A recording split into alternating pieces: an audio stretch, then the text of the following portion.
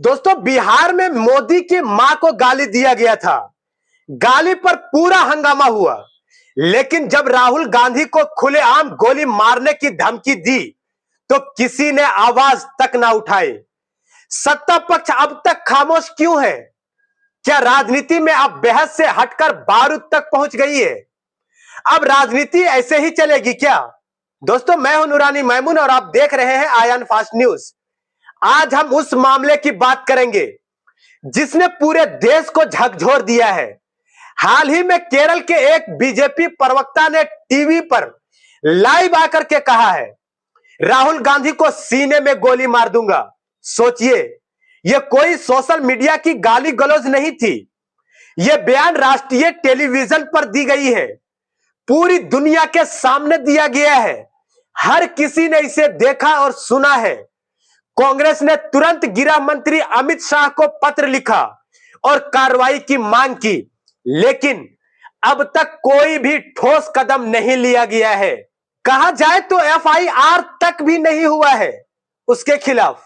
यह मामला सिर्फ एक व्यक्ति की धमकी का नहीं है। यह सवाल है, क्या राजनीति में असहमति का जवाब अब हिंसा और जानलेवा धमकी के रूप में दिया जाएगा? क्या लोकतंत्र में विरोध की आवाज दबाई जा रही है? ऐसे धमकी भरे बयानों से इतिहास आज हमें याद दिलाता है, इंदिरा गांधी, राजीव गांधी की जानें भी नफरत और साजिश के वजह से गई थी। क्या हम वही गलती आज दोहरा रहे हैं?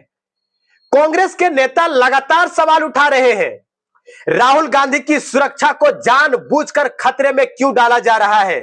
क्यों उनकी यात्रा की जानकारी लगातार लीक हो रही है?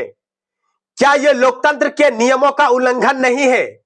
यह धमकी सिर्फ राहुल गांधी के खिलाफ नहीं है, यह हर उस नागरिक के लिए चेतावनी है जो सत्ता से सवाल पूछता है, सत्ता की आलोचना करता है, सिस्टम पर बैठे लोग ऐसे लोगों को बढ़ावा देता है ताकि कोई भी सवाल सत्ता से कर ना सके।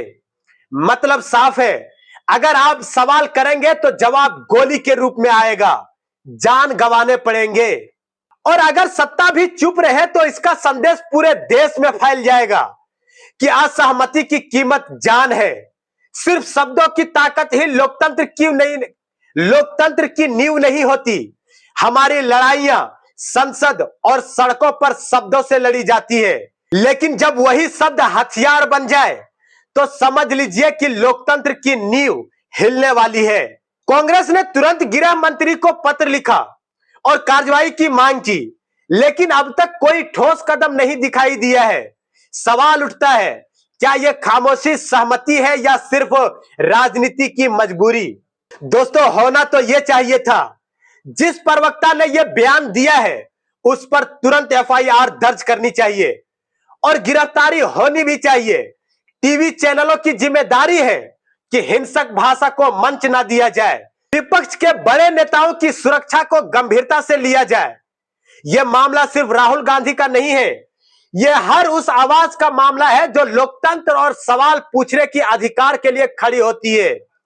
अगर आज हम चुप रहे तो कल हमारी ही आवाज दबा दी जाएगी। हम नहीं बोलेंगे तो आखिर कौन बोलेगा? सोचिए, टीवी की स्क्रीन पर कहा गया है, राहुल गांधी को छाती में गोली मार देंगे। यह बयान सिर्फ एक नेता के खिलाफ नहीं है, यह लोकतंत्र की सांस रोकने की धमकी है। क्या हम इसे नजरअंदाज करेंगे? क्या हम यह मान लेंगे कि असहमति का जवाब अब हिंसा ही होगी? हमारी जिम्मेदारी बनती है लोकतंत्र की रक्षा करना, सवाल पूछने के अधिकारों की रक्षा करना।